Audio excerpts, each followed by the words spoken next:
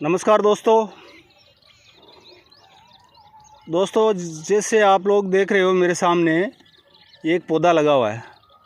ये बड़े बड़े पौधे हैं, बड़े बड़े पत्ते हैं इसके, और इसमें देखो फूल भी देखने को मिलेंगे आप लोगों को।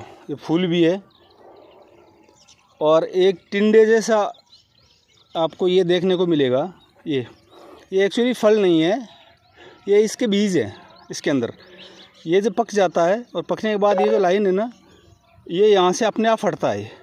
अपने आप फटने से इसके अंदर से एक रुई जैसी निकलती है, जो अक्सर खेतों में उड़ती रहती है। जब इसका सीज़न आता है ना फटने का, पकने का, तो ये फिर खेतों में रुई जैसी उड़ती रहती है। वो जहाँ गिरेगा फिर और आग का पौधा बन जाएगा।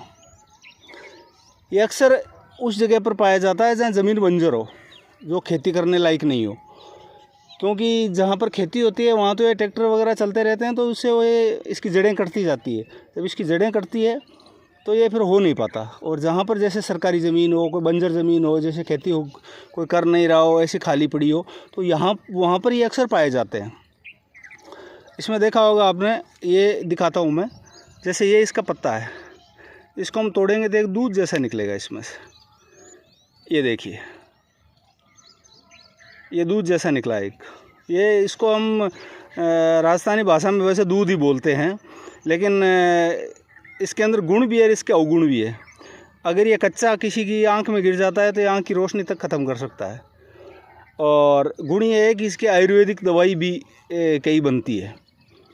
और इसके पत्तों की जो साइज़ है वो जैसे बड़ के पत्ते होते हैं, बड़े बड़े पिंपल और बड़ के पत्ते, उस साइज़ के पत्ते होते हैं। मतलब उतना बड़ा साइज़ होता है इनका। इसमें आपने देखा होगा, देखो ये फूल भी लग रहे हैं, कितने प्यारे फूल है, सुंदर। ये शिव जी को चढ़ाए जाते हैं। ये फूल है, ये महाशिवरात्रि के दिन या ऐसे भी इनको तोड़ तोड़ के शिव जी पे चढ़ाए जाते हैं। अब देखिए, ये यहाँ पर इस लाइन में आपको ये काफ़ी मिलेंगे। वो देखो ये रहा सामने, ये वो और भी आगे हैं। इसी लाइन में आप देखते जाओगे तो और भी आगे है ये, और काफ़ी सारे हैं। लेकिन ये जो लाइन है ना, आप देख रहे हो कि यहाँ तक खेती होती है। ये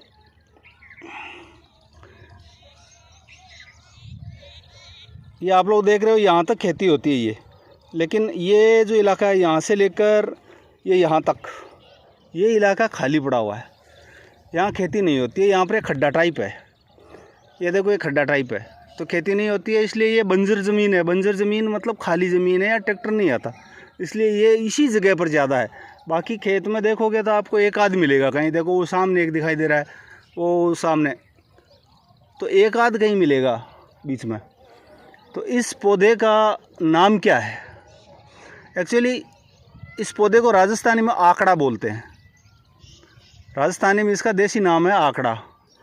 वैसे इसका कोई ज़्यादा इस्तेमाल नहीं है। पहले पुराने ज़माने में जैसे पशुओं के लिए छाया वगैरह करते थे, तो इस आकड़े को काट काट के इनकी लकड़ियों से वो जैसे पशुओं के लिए बाड़ा बनाते हैं, उसमें छाया बनाते हैं, तो उसमें इसको इस्तेमाल किया जाता था। लेकिन आजकल तो वो भी छोड़ दिया। आजकल तो सीधा टिन शेड लगाते हैं और बस अंदर पशु खड़े रहते हैं। धन्यवाद।